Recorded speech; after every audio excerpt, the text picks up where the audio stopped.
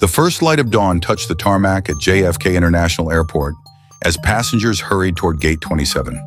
Western Air Flight 409, bound for Denver, was scheduled to depart at 7:30 a.m.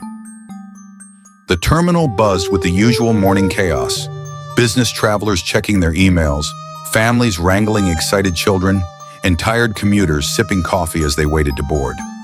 No one knew that for some, this would be their final journey. The aircraft, un Boeing 737, carried 115 passengers, and 6 crew members.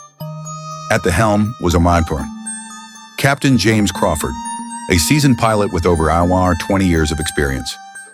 By his side sat First Officer Ryan Mitchell, younger but highly skilled, known for his sharp instincts and quick decision-making. At 7:45 a.m., Flight 409 lifted off from the runway, climbing smoothly into the sky. A normal flight turned sinister. For the first 2 hours, everything went as expected. The aircraft cruised at 36,000 feet, gliding over Kansas City as it approached the Rocky Mountains. Passengers relaxed.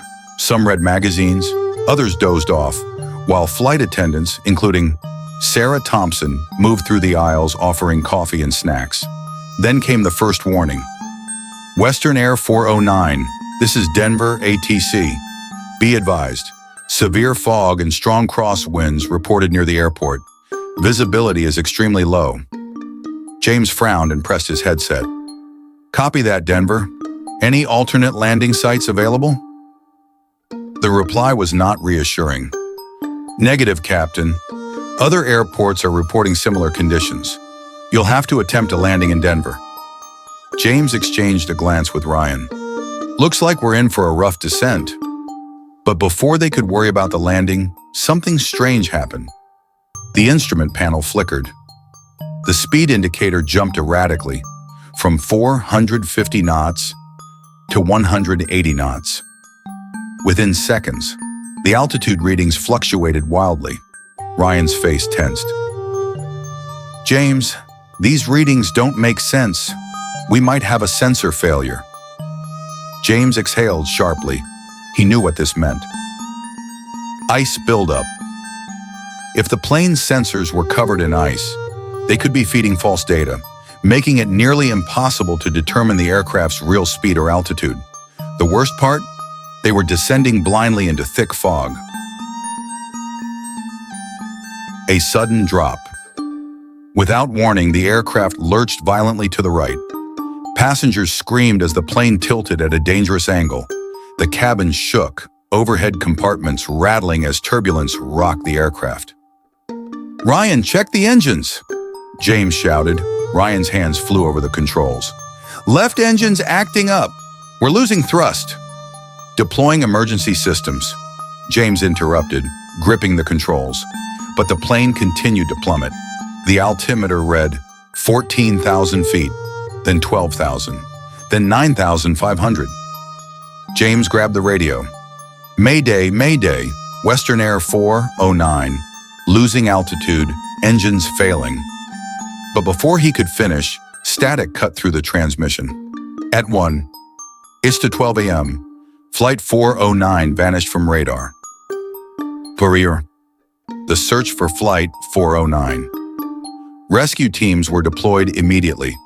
The aircraft's last known coordinates pointed to a remote valley deep in the Rocky Mountains, an area notorious for its harsh terrain and unpredictable weather. It took 3 days before search crews found the wreckage, shrouded in heavy mist. But there was something unsettling about the crash site. The cockpit remained almost completely intact, yet every soul on board was dead. The final recording. When investigators retrieved the black box, they expected technical failures, instrument malfunctions, engine shutdowns, or maybe pilot error. Instead, they found something far more disturbing. The final minutes of the flight were filled with chaos. Alarm sirens blared. James and Ryan struggled to regain control, and terrified passengers screamed in the background. But then came the last 8 seconds of the recording. A voice, a low whisper, barely audible beneath the static. We've been here before? Silence. The transmission cut off. A chilling connection. Investigators uncovered a chilling fact. Exactly 35 years earlier, another aircraft had disappeared in the same valley under eerily similar circumstances. That flight had also experienced instrument malfunctions, severe turbulence, and vanishing radar signals before crashing. The official report labeled Flight 409's crash as an eerie unfortunate accident, caused by extreme weather and possible icing, but some weren't convinced. Local mountain climbers claim that on foggy nights, they still hear the distant roar of engines overhead, as if Flight 409, lost in time, is still searching for a place to land. And that whisper in the black box, no one ever figured out who said it,